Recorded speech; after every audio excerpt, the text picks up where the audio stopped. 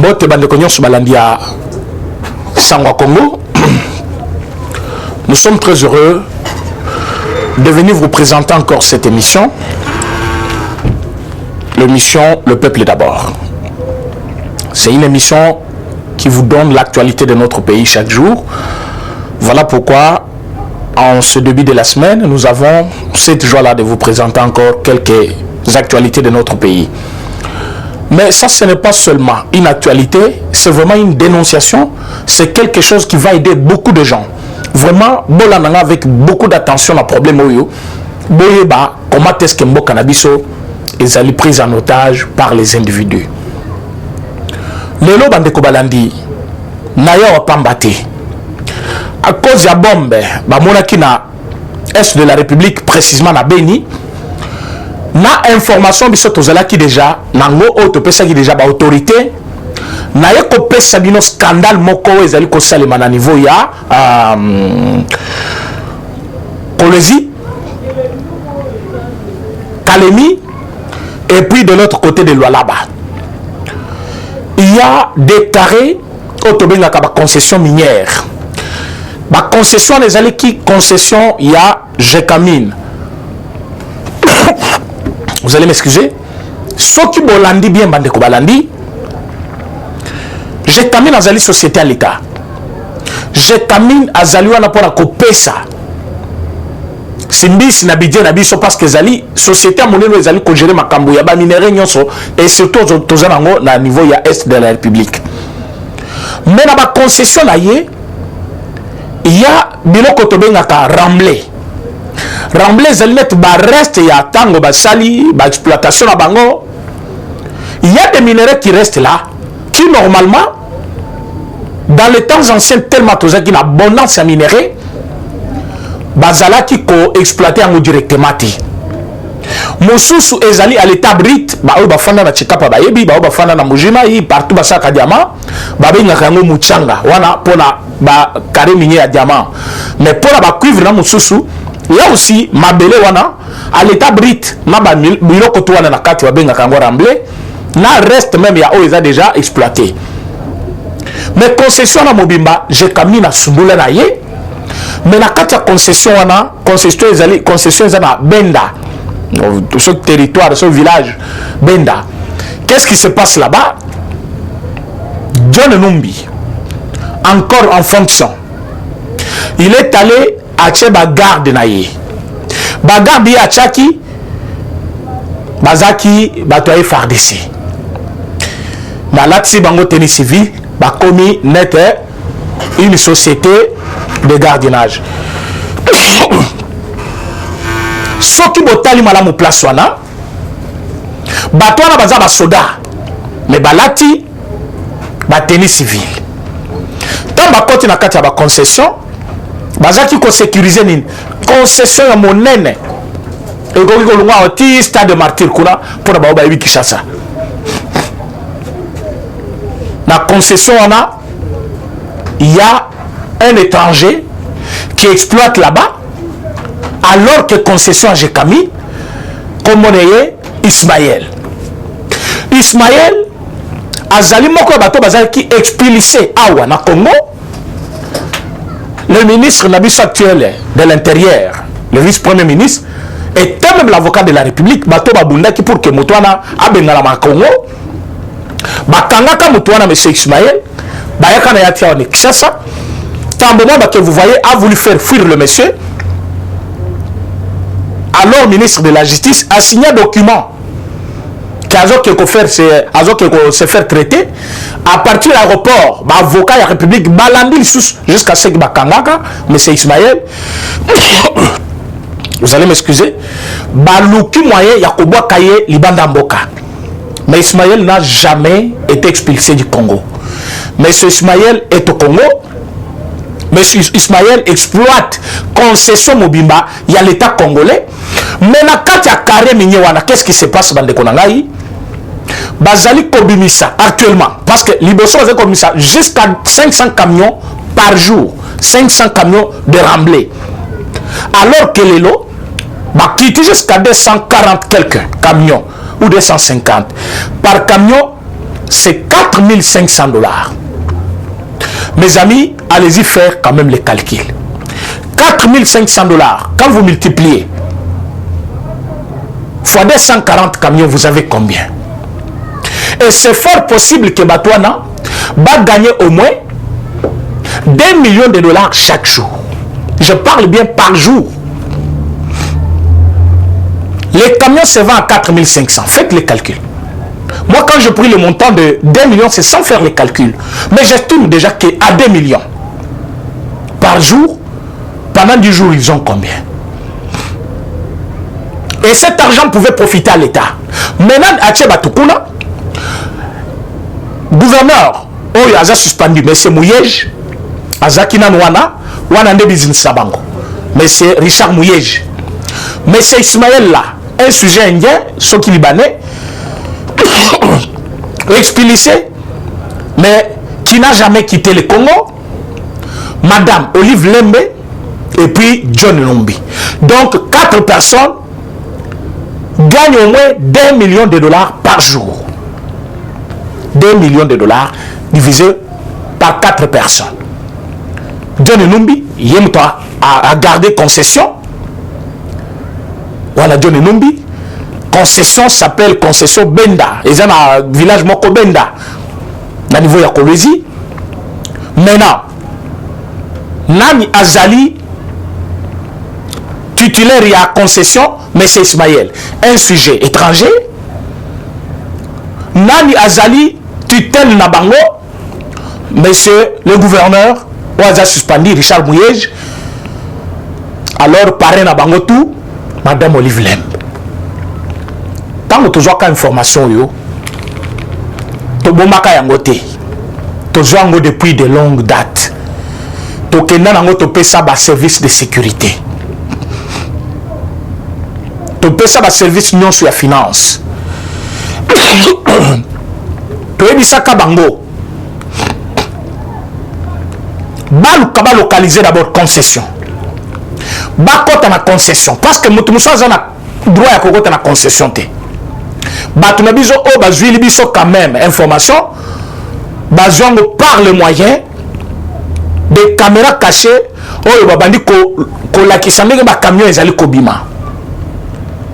Tango bazali kobimisa ba camion wana. Mbongo wana ezokende na poche ya mutu moko nde bakaboli yango. C'est M. John Nombi. Mais bateau bazali na concession wana, il porte la même tenue que bateau bakutaki bango lobby dimanche la parcelle na ye. Bon mona kinene bakei bakuta un service de sécurité. Ce ne sont pas les agents de la sécurité privée. Bateau wana bazali ba militaire. J'ai beaucoup aimé tango balobi tokena bango militaire Moussa Lomino Toti Kabango. Ouais, non, ce sont les suspects. Il faut que l'on la mogo. Baza ba sécurité privée comme la société de gardiennage, non. Ce sont les militaires formés. Batia Bangwana dans l'objectif. Il y a qu'au capter comme s'ils ne sont pas des militaires. Alors, ce botel couleur ya teni, bato balataki na ndakuya. Mais c'est John Numbi. Na bato balati. Oh, bazali na concession wana ya Benda. Bazali na teni moko. Mais service de gardiennage. Alors, Moutachaka Bango, c'est John Numbi. Mais dites-moi, conséquence sur la République, c'est quoi? Quand un monsieur, c'est un ancien général, parce qu'il n'exerce plus, il a la capacité de gagner au moins 2 millions de $ par jour. Il s'est lancé déjà dans un combat contre la République. Il est déjà un adversaire du chef de l'État. Il est un adversaire de l'armée loyale du pays. Quand vous lui laissez gagner 2 millions de $ par jour, conséquence ces années, ADF est aussi la tête, banani bakatakatanga bakosilate, nani oyo séparat, comment on appelle ces gens-là, terroristes, oyo bazana kati ya katanga ekosilate, lelo bokeko découvrir bombe bazu yango batiango na plafond na ye. Bombe bakaché na plafond, tala malete ya minduki musu silencieux, tala munduki munene na ndako ya nani John Numbi. Wana ezali opération et les kaki lobby. tant opération et le kilobi et pas John Numbi bake ko kanga munduki wana tala munduki ya monen munduki wana ezali munduki o babenga ka silencieux soki ebeti awe ko boma yo muto akoyeba te toyebi te so yango ne boma ki muze toyebi te parce que eza munduki o elelaka te bakuti yango na ndako ya John Numbi par FRDC perquisition na lopango na ye esalemi ezaki un peu tard bakangi bagarde bakoti heureusement bagarde babombaki biloko wana na plafond na ye bango nde balakisi balobi awa ezaki volontaire te parce que baforce bango, c'est-à-dire que l'armée congolaise avait déjà une information sur la parcelle, la concession Mobimba, comment bako kokanga bango bomoni minduko ebimi wana biloko ni ebimi kuna ba bombe.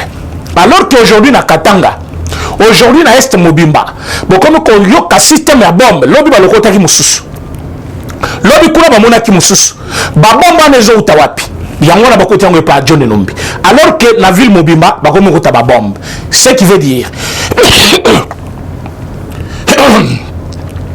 initiateur ya bombe wana c'est monsieur John Numbi. Alors comme lui il est prêt à tout faire parce qu'il veut conserver titre naïa général, il veut avoir sa fonction comme les fonctions, il fait maintenant la guerre contre la République, contre le chef de l'État. Atcheba tunaye partout. Na ba bombe wana, baba na kobeta. Comme ça, est comme état de siège. C'est pour traquer quand même batwana o baouti libanda mboka. Na ba o bazali ba rebelle mais na kati mboka. Mais ba bombe, il y a moyen de placer yango en désordre. Ce bandi kobeta bato bakufi pe belé moyen bokanga mutu alimegi ezate parce que mutu moko ko l'opération na butu Mobimba ata bokangi ba compagnon de 10 mais yemoko ko l'opération Mobimba. Alors que ces gens-là sont financés avec l'argent gagné dans des concessions de la République. Concessions les amis, concessions Gécamine. Alors qui gère la Gécamine actuellement? Qui est le président des conseils d'administration? Qui arrête de mesure de la gestion au quotidien de l'entreprise? C'est le PCA. Et le PCA s'appelle qui? Albert Yuma. Albert Yuma est le président du conseil d'administration, il y a Gécamine. Albert Yuma parle de nos minéraux, comment ils ont qui vendus. Alors qu'il y a des concessions de Gécamine qui sont aujourd'hui à la merci des prédateurs. Comme de Olive Lembe, comme de Ismaël, comme de Mouyej, comme ces gens-là qui vous exploitent les carrés miniers de l'État et gagnent au moins 2 millions de dollars par jour. Et si quelqu'un gagne 2 millions de dollars par jour, et vous vous demandez le salaire d'un président, mais c'est plus qu'un président par jour 2 millions de dollars. Parce que vous allez me dire par quel moyen? Mais non. Kende na chika pendant qu'on comprendre ce qu'on appelle remblai. Donc, au comme ma le miyomoko. C'est une exploitation de longue date. Il faut l'État exploiter. Mais qu'on a des matières sensibles. Mais cuivre, cobalt, les minéraux, donc ces emplacements sans désordre. Mais là, la concession en agnon. Ils ont exploitation et ils ont concession au déjà Albert Yuma. Azali président d'administration, il y a conseil d'administration et Camille. Azotala na été, batiki j'ai Camille va exploiter. Quand on sabat que minéraux ils ont vendu, azoko sabat que gisement il y a exploitation il y a j'ai Camille ils ont vendu, mais entre temps, bateau va exploiter wana ya ibibango.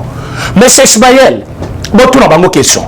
Babengana na Congo ou pas? Parce que monsieur Tobi que babengana ka Ismaël na Congo. Donc Ismaël n'est jamais parti. Ismaël est au Congo, Ismaël exploite les minéraux du Congo, Ismaël travaille avec les gens qui sont même au pouvoir actuel, parce que Mouyej fait partie des gouverneurs. Il y a mandat actuel. Alors, M. Mouyej était là comme gouverneur. En tant que gouverneur, il a autorisé un général en fonction. Il y a Kocha Bagarde, et Salim. Et ça qui m'a fait à niveau. Donc, on a coalition Cash FCC. Quand je vous dis que nous, on a fait notre travail, tu peux ça qui déjà information, tu peux ça qui information, atteindre quand même délégation le lendemain, il y a information pour que vous constater, mais tout le suite. Qu'est-ce qui s'est passé? C'est-à-dire, monsieur Ismaël Azali, un sujet étranger, Azali supporté par Nani, Richard Mouyej, Azali qui gouverneur. Alors, ce temps-là, il était gouverneur. Azaki non suspendu, il a supporté M. Ismaël. Ismaël trouve sa sécurité chez John Numbi. John Numbi a la confiance de la famille Kabili. Voilà comment c'était. C'est vraiment comme bien organisé. Et bon, on a des aliments maintenant co-financer rébellion. Bon, on a des aliments co-financer insécurité. Bon, dites-moi, quand vous combattez l'insécurité, entre-temps, vous laissez ces gens libres. C'est pour cela que je dis à tout le monde, tant que M. John Numbi n'est pas arrêté, tant que M. Kabila n'est pas arrêté, l'insécurité ne prendra jamais fin. Pourquoi?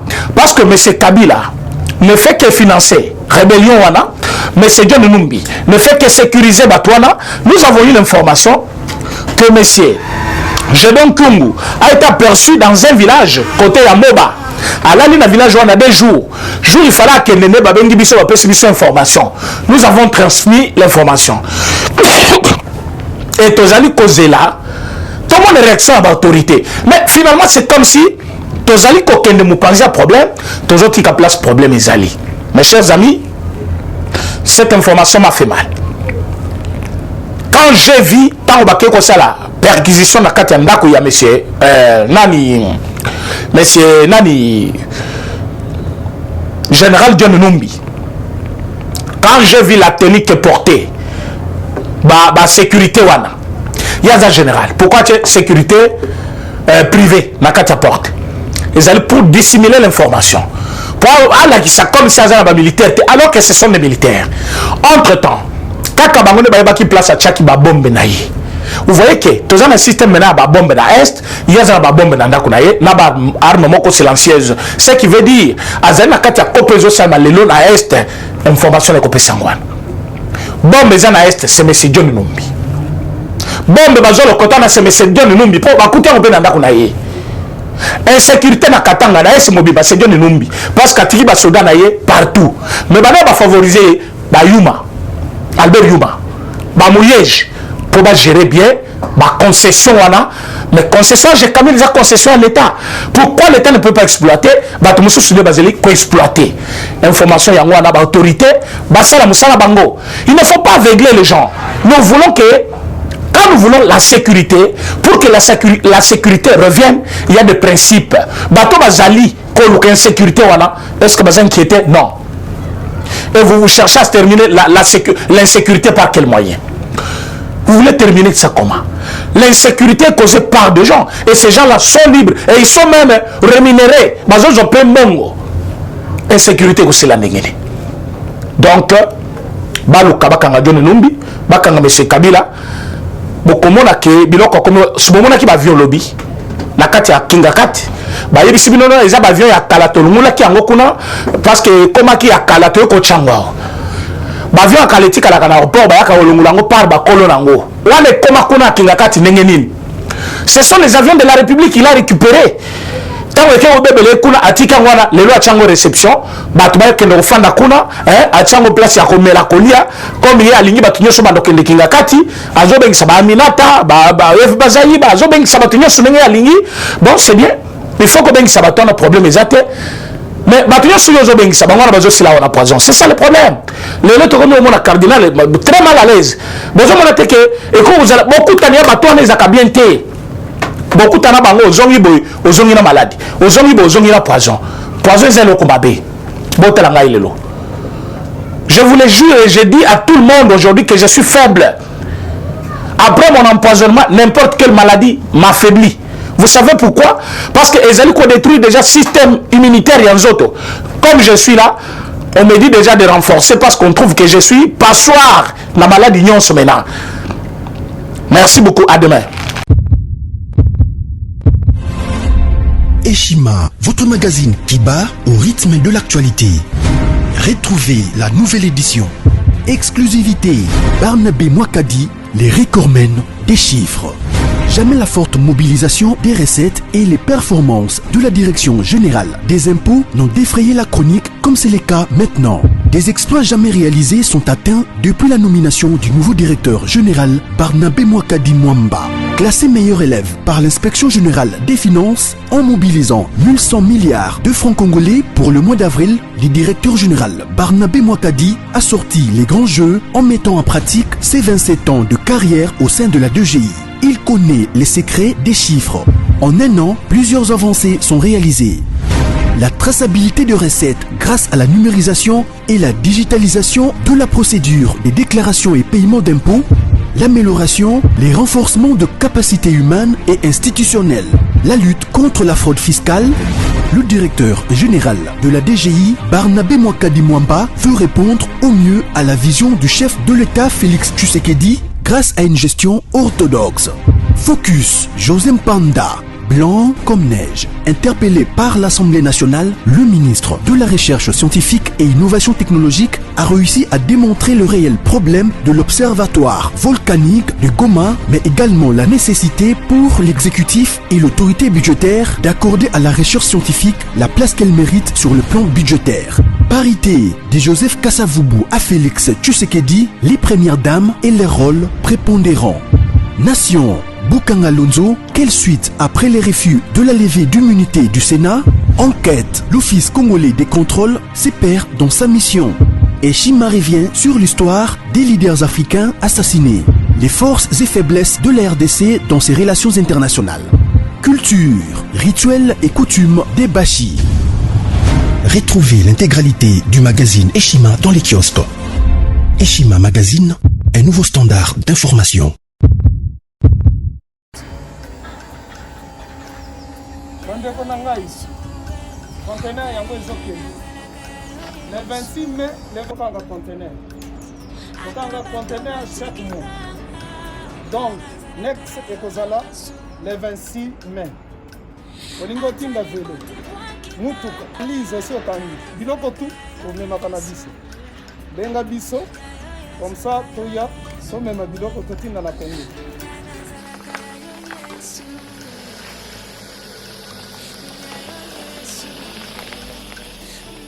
Bandeko kari yango oyo touti kozongo ezokende Kinshasa.